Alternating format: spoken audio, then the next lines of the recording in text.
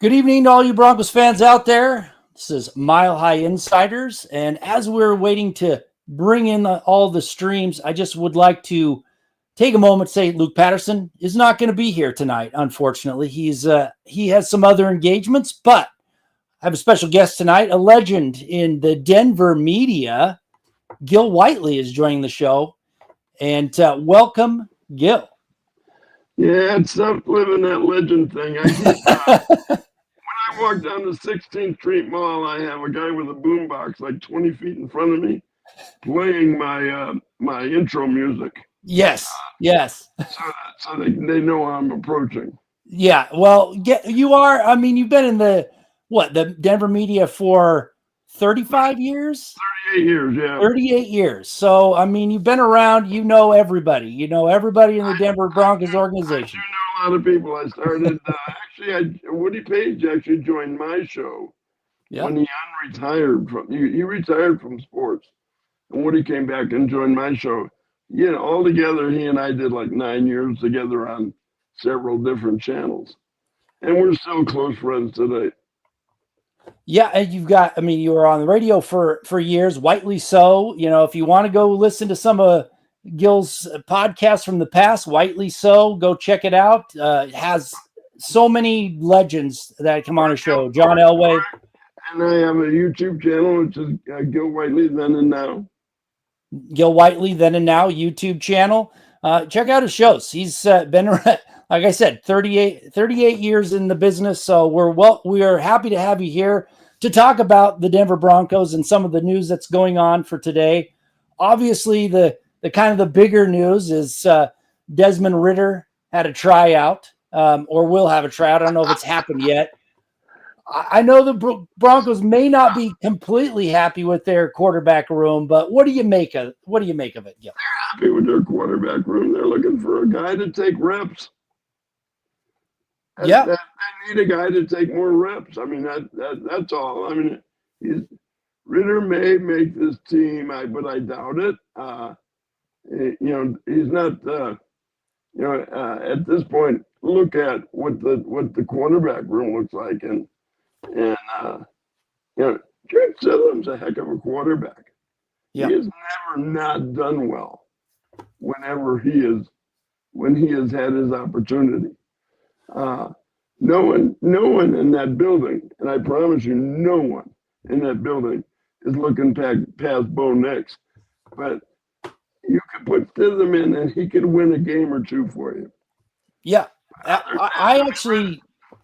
Ridder might bring some. Does he have any background with Sean Payton? Anyone? No. Yeah.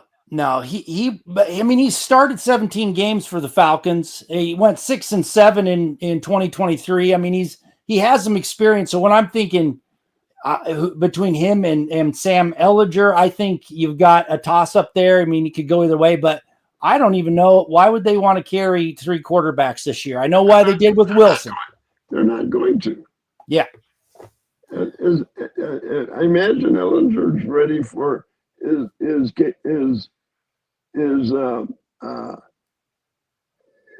possibility to put him on the practice squad. That might end up happening. Ridder might end up being that third quarterback.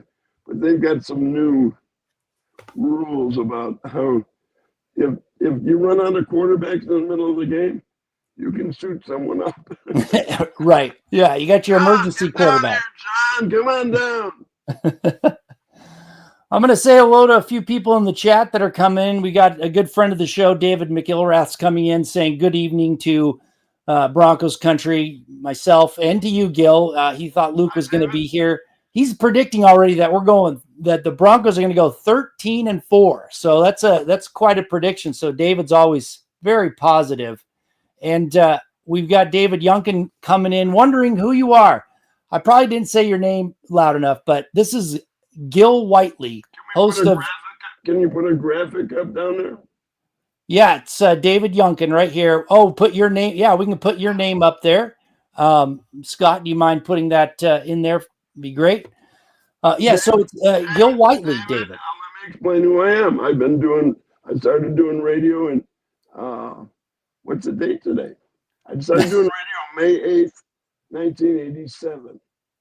What is today? It's got to be around May 8th. Today is May 7th, so it's almost your anniversary. Tomorrow would be 38 years.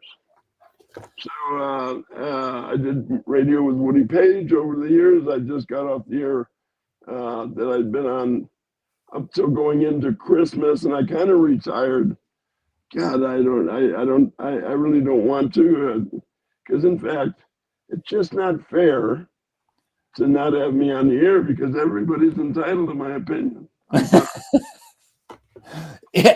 Well, you say it in your show. You know, if you want to know the scoop, you listen to your show. I've been on your show a few times. I know that I kind of remember the intro. You've been a great contributor to my show over the last 6-7 years.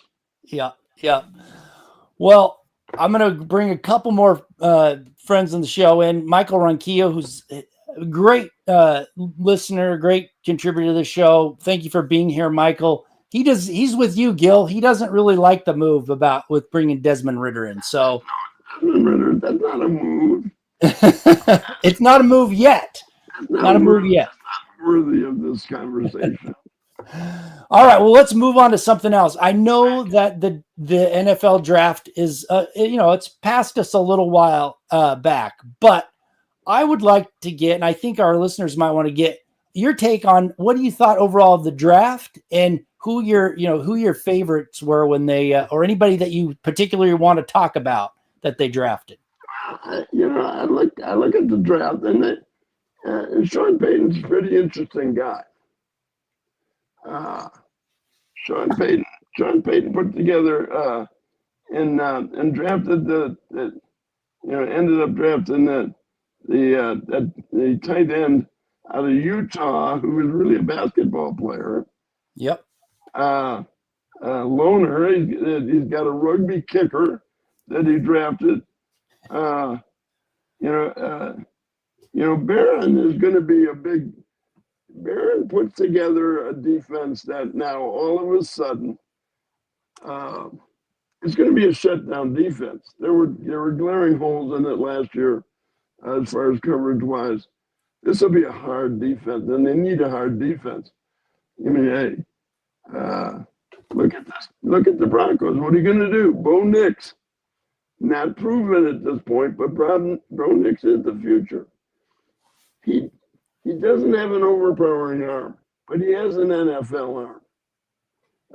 He's not going to waste your time getting deep too often. But when he goes deep, they're going to know that guy's going to be open. Okay, so Bo Nix is more than serviceable. He can throw the real test of a quarterback is if you can throw the 5 or 7 step drop and throw the out pattern from the opposite hash mark to the out of bounds right at the along the sideline. He can make that throw, which is really important. Yep. So he'll help you with all of that. Bo Nix is the future. He'll be here. He's a guy that is a better athlete than I think we thought. But he knows when to get rid of the ball. He doesn't hold it too long. But when he runs, it's very effective. So the future, right now, Bo Nix is at best, and I would put him at third best quarterback in this division. But what does that tell us?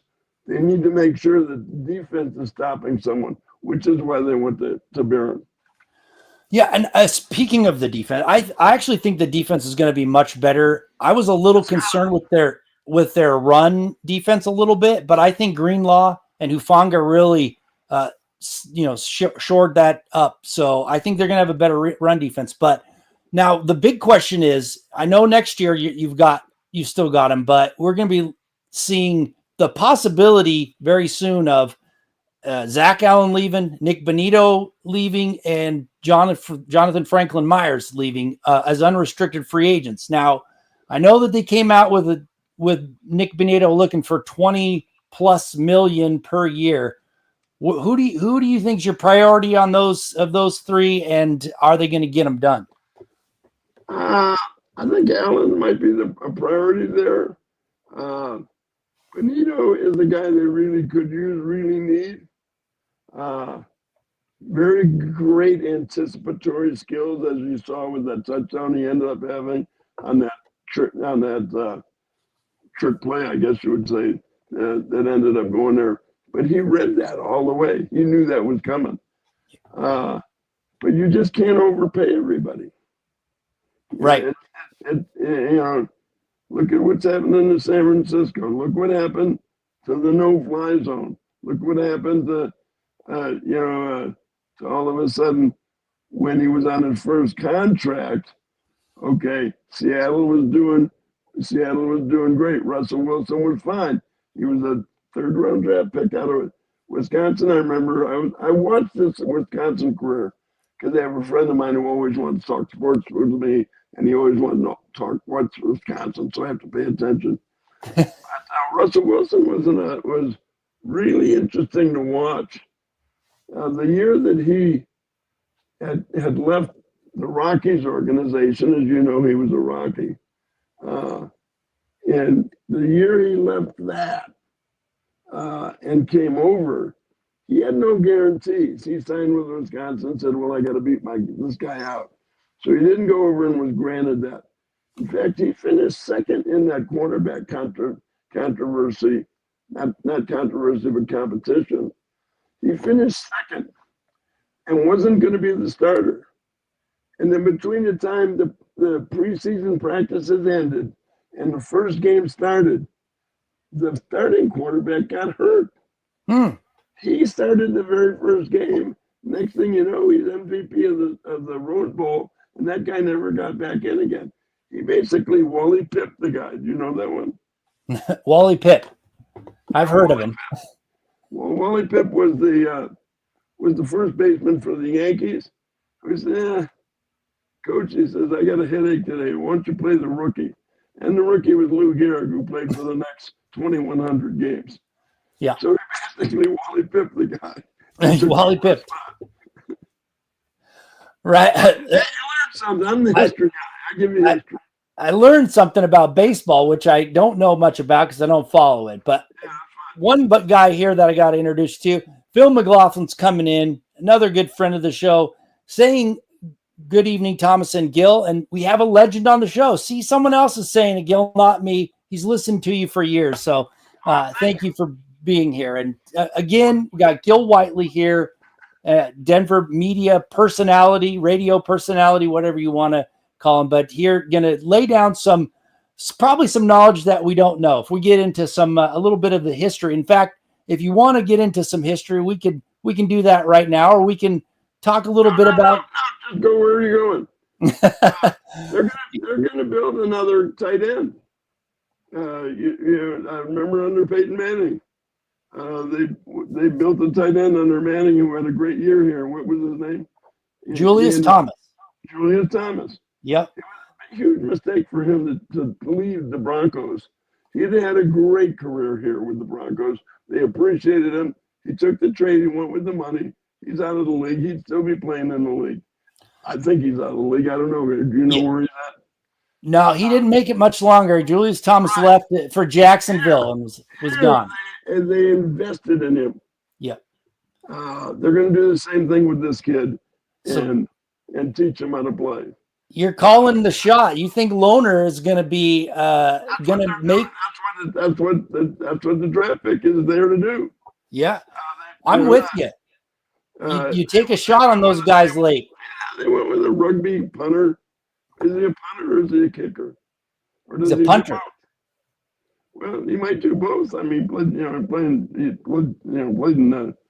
the rugby league. But nonetheless, Sean Payton. If you know or have talked to Sean Payton much, he's the guy that thinks he's the smartest guy in the room. Okay, I mean, and he might be if you and I are in the room. He certainly is. But he overthinks things, but he's creative in that. He's a good coach to have that is also in charge of putting the personnel on the floor. He's a believer in, hey, if I'm going to cook dinner, I want to go buy the groceries. That's Sean Payton. Yeah, but what I'll say though is that draft felt a little bit like George Payton more than Sean Payton compared to the drafts before. I don't think so. No? Yeah, he doesn't listen to George Payton much. George Payton is trying to figure out how to run an espresso machine. Okay. Well, yeah, it felt different than the last draft when we watched Sean Payton was a little bit more aggressive, a little less aggressive this time, and maybe that was just how the draft fell, but it was interesting. I like what we see out of Sean Payton. I didn't think, as a guy, I really don't like Sean Payton. As a coach, I really like him. I think he's a good coach. I think he's going to do good things here. But it's his dime, and he's going to spend it. He wants to make sure that I understand that I'm not going to spend his dime. He's going to spend it. You're not going to spend it. It's my dime, and if I'm going to fail, it's me spending the money. It's me using the equity. It's me going after to do it. He's not going to listen to a lot of people. There's no leaks that come out of the Broncos. You know why? He doesn't tell anybody what he's doing. When he announces stuff, they go, I didn't know he was talking to that guy. There's no leak because he doesn't talk to anybody. Okay, well, absolutely. I'm with you on Sean Payton. A great coach, not necessarily a great person, but he is running that show, that team with a tight ship, and I don't think anybody knows anything. And you're right. Other coaches don't like him a lot. I mean, I've talked to other coaches about him in the past. I'll tell you who was really high on him and just passed away, who was a friend of the show, as you know. Jim Fossil gave him his shot in New York. He was going to be the offensive coordinator, I think, for the Coast Guard Academy. And and he'd already coached a year or two in the NFL. And Fossil called him and talked to him, and he was the one who gave him a job. Or he was out of NFL. He might have never gotten back in. So Fossil hired him back. He came out of that New York whole thing, and so he learned a lot there. But Jim Fossil thinks the world of him as a coach. Yep. Well, that's a big praise because Jim Fossil, as you know, is a heck of a coach, a great offensive coordinator, one of the better ones that came through Denver, as we discussed not too long ago. Yes. I want to say hi to Ralph Bracegirdle coming in, asking why Luke Patterson is afraid to be on here doing interviews. Because last time he was gone, I had Ken Lanier on, who you know very well, and now we got you on here. But it's Luke has some prior engagements and couldn't make it today. So luckily, I could get someone on the show to chop it up here with me. Can we put 3 people on at the same time? You bet. Yeah, we can have 10 people. Yeah, next time you have me on, I'll have Wade Phillips join us. That'd be great. Well, why wasn't he here tonight, Gil? You didn't tell me we could have more people. All right. Well, we can do that for sure. And that will be fun because Wade Phillips Wade is in ill health right now, so he's working on that. And I talked to him 2 days ago. So he's working on his health.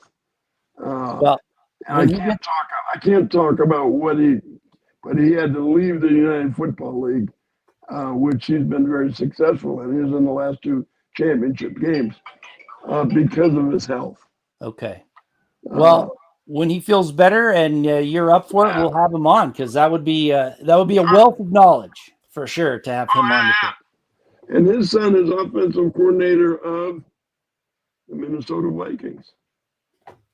Wesley. All right. So speaking of sons, I know that you are good friends with Mark Cooper, To and say he the was least. Yes. Mark on Cooper your show. was a former offensive lineman. He was just put into the Miami Football Hall of Fame last week, by the way. He blocked and was a tight end for Jim Kelly. And he would have been the very first guy or the only guy to have caught touchdown passes from Jim Kelly and John Elway. And there's a reason why he didn't catch one from John Elway. He dropped it. But yeah, his son, Cameron, as an offensive lineman, he was he was at Lindenwood last year. He was all conference at Lindenwood. Offensive lineman, has great feet, huge strength. He went through the pro day at Missouri, and he tested out with better than almost every lineman there.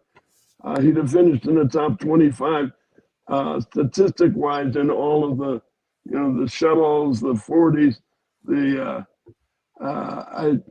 I think he did the bench press like 35 times. Wow. I mean, his numbers are incredible. He's ready to go. He starts tomorrow, and as early as next Sunday or Monday, we may find out if he gets invited back to regular camp. Yeah, so we've got son of Mark Cooper might make the Broncos team, and if so, has a better shot at making it than does your quarterback Ritter. Well, maybe we can, if he does make the team, maybe we can have him on as well, so we could chat with him, because I'm a big fan of the small school guys making it. I love that Miners is from a smaller school. He's now an all-pro. I love rooting for the underdog, so good luck to him. Yes. The Broncos have a history of having unsigned free agent rookies make the roster. Did you know that? They have a huge history of that. Yeah, it's like 21 out of 22 years. Yeah, and then so he'll be up for that category this year. Yeah. Well, let's hope for him. And the Broncos, that's the other thing about the draft, and we've talked about it a little bit. They've been ignoring the offensive line, it seems. What do you make of that, Gil? I mean, what's your take on the offensive line and not preparing for the future? Everybody tells me how good the offensive line is. Well, thank goodness they signed Cameron. The Broncos offensive line is, to me, it's been sketchy. It's still sketchy. I'm not a huge fan of this entire offensive line. I just don't know. Garrett Bowles, I'm not a fan of. Everybody said, here's what happened to make Garrett Bowles a force. They didn't change the rule for holding in the NFL. Okay, they didn't change the rule. What they changed after Garrett Bowles' first 2 years, which were a disaster, what they changed was the interpretation of the rules for the offensive line. I don't know if you understood that. And so they changed how the league-wide, the officials, there were too many holding calls. And the NFL didn't like that. Got to have every other play you could call holding. So they said, let's stop that. So now all of a sudden that turned Garrett Bowles into an all-pro and get him a $68 million contract when they did not. They had a first-round option on him. And going into that year, they didn't exercise it. So that cost them a lot of money because Bowles had what is considered a great year. Did you know that? They turned down the option to sign him, and they could add him another year at cheaper money because they didn't think they were going to keep him. So why aren't they investing in offensive line? I mean, that's the question. I don't know. Every time I continue to hear it, Pro Football Focus, who I don't believe at all. I wish there was someone doing something better statistically. Hint, hint. That will go there.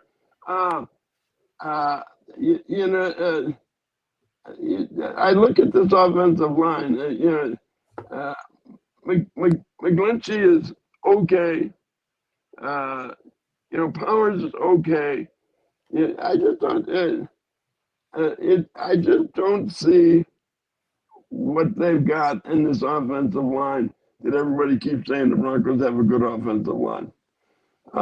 And quite frankly, they didn't draft anybody that could help them on the offensive line at all.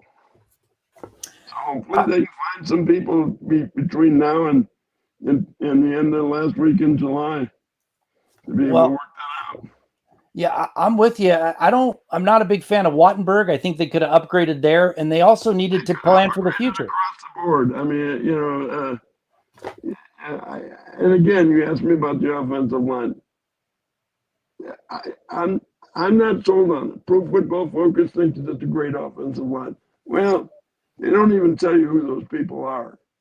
Okay, I don't believe them. I don't like Pro Football Focus.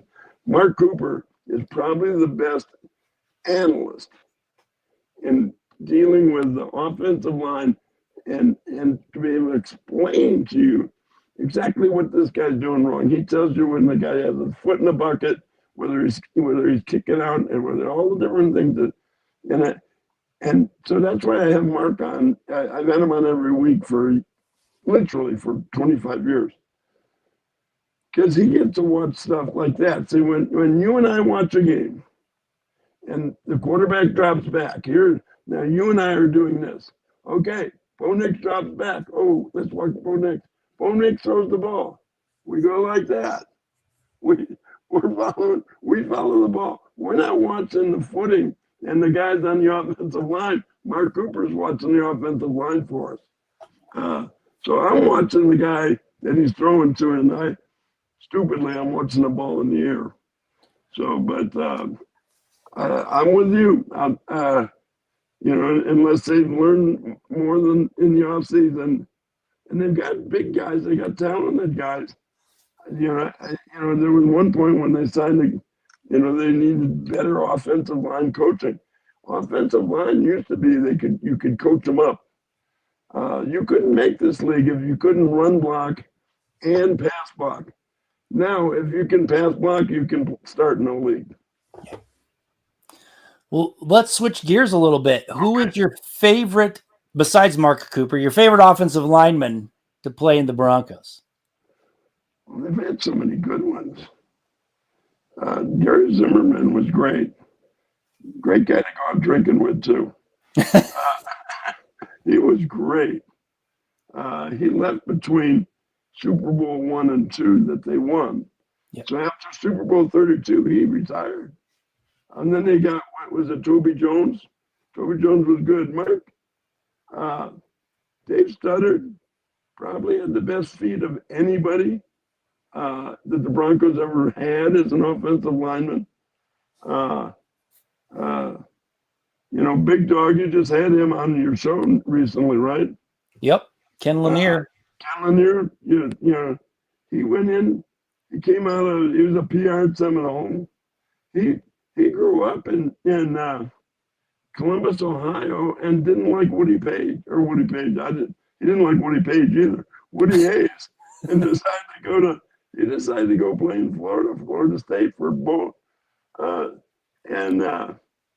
He ended up playing there. They plugged him into the Broncos, and he stayed there played in the league for 12 or 13 years. He started 1 year with the Raiders and then came back.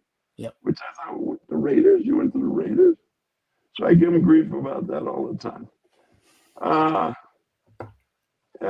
Dave Sutter, one of the great offensive linemen, I think that ever played. He's out of Texas, and he had John. He was the guy that had John Elway's back. He was the left tackle for John Elway. Yep. And he and Elway were really close forever. I used to hang with that offensive line. We would, on Thursday night was the last night that the players could go out and have a couple of beers. And they would go to the South, which you've been to. I took you to the South. And they take that back part of the bar at the South, And I don't know why, I was always invited to go, probably because of Mark Cooper and Kenny Lanier and those guys, and John Elway. And John used to hang out and drink with the offensive line because they were his life's bread. I mean, without the offensive line, he knew he was in trouble. He hung with the offensive linemen. John Elway never lifted weights with the quarterbacks. Not that the quarterbacks lift weight much. When he'd go in the weight room to work out, he'd do it with the offensive line. Wow. All right. Well, here we're going to start to wrap up the show, Gil. It's getting a little late for me, but before we go, give us one story from the Broncos, maybe in the 80s, maybe the 90s, that most people wouldn't know. Something that's that we would know, and maybe it would give you a little shocked. When I'm going to give a basketball reference. The Nikola Jokic is setting up Wilt Chamberlain type numbers. There's one thing Wilt Chamberlain never did in a basketball game. You know what it was? He never fouled out of a game. Yes. John Elway, from high school, he blew out his ACL in high school, and he did not have it repaired. He played his entire college and pro career without an ACL on his right leg.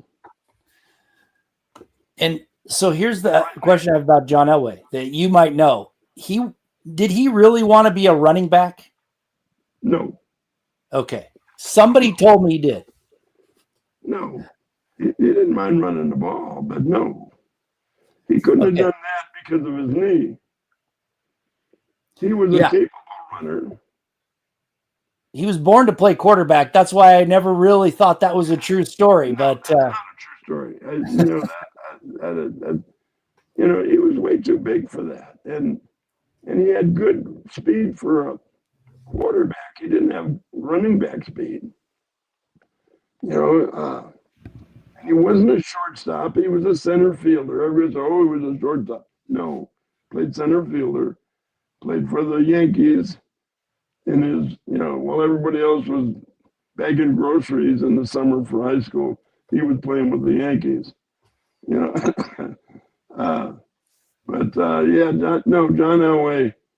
Elway was a quarterback. If he played baseball, he'd be in the Hall of Fame today as well. Yeah. He would have been.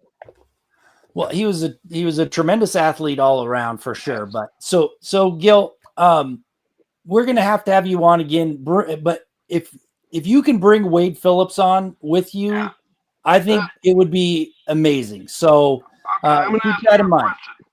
I'm going to ask you a question. I want you to put in order. Okay. Number of wins: Tom Coughlin, Mike Shanahan, Pete Carroll, and Sean Payton.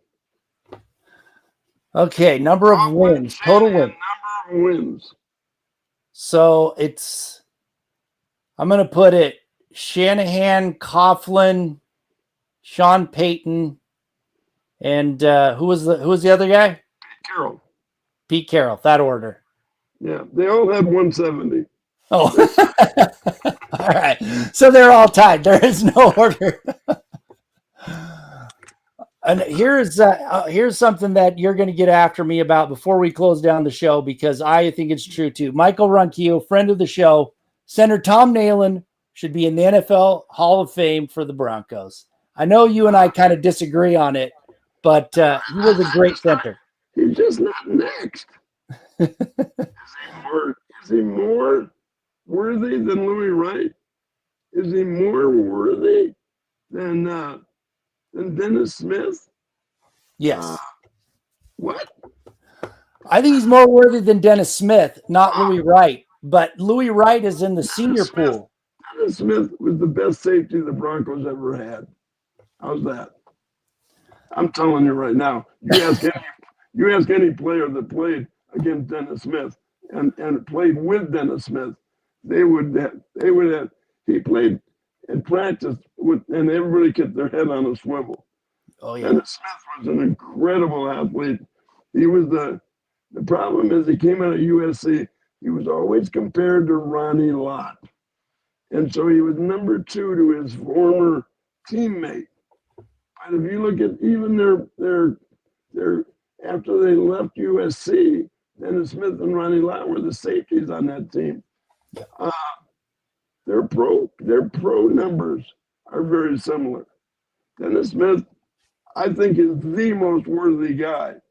And then Carl Mecklenburg is next. Well, obviously Mike Shanahan gets on that list, but that's a different pool. Dan Reeves is there.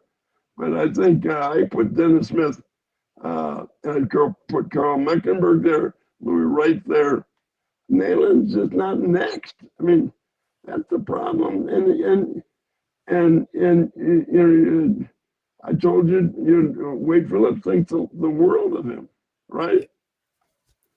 Absolutely. The one story that I remember about Dennis Smith, well, there's a few stories, but the one that really I always remember when anyone talks about big hits is Thurman Thomas said that he hit him so hard half of his body went numb.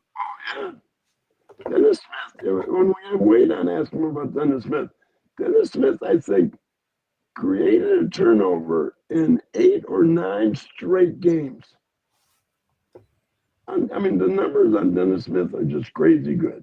Yeah, yeah. So he's always been second fiddle to Ronnie Lott because they were compared to each other in college, and they continued to have that all the way through their pro career. Had he played at Notre Dame and come out, that would have never happened to him. Gotcha. Do you want to answer a Nuggets question real quick? Sure. All right. It was supposed to be for Luke, my co-host, but Ralph Bracegirl's coming in to ask you that since the Nuggets are playing in about 30 minutes, MPJ looked high and slow on the court. What Bronco player could have played better than MPJ? Pretty much anybody. Julius Thomas. Michael Porter Jr. is a waste. He doesn't learn. He plays small. He's 6'11", and he plays with his elbows together and his knees together. So I'm sure you can probably see me. So, which makes him incredibly easy to strip. They strip the ball from him all the time because he doesn't play big. If he was 6'7", he'd have to learn how to play big. Instead, in college, few games he played in college, he learned nothing. He refuses to learn anything out there. You watch and see if he's not hot, just like that. If you read my Facebook or read my Twitter, I posted before the game last week. If he doesn't come out hot at the start of the game tonight, that was the game they just won. If he doesn't come out hot, they got to get him out of there and not play him in crunch time. What did they do? They didn't play him in crunch time because he was 1 for 8 from the field. He's not clutch at all. He doesn't play hard. You see the ball go through his hands and go back court. He tried to get a rebound that was right to him with one hand. Well, the guy snuck in and stole it from him. You're in the playoffs here. Yeah, this is the big time. I don't think he'll be back. I think we're looking at they're going to have to give Michael Porter away, honestly. Okay. But when he's in, it's 6-on-4 when he's in the game. All right. Well, this is a Broncos show, but we do get a Nuggets. I hope that answers it. Yeah, we got a nugget about the Nuggets from Gil Whiteley on a Broncos show, so it's worth it. Thank you so much, Gil, for being here. Appreciate you jumping on. And again, we'll have to, let's get Wade on here if we can. I think it would be amazing. But again, thank you very much, and thank you to everybody in the stream tonight. Have a great evening, and we'll see you next week, same time. Semper Fi.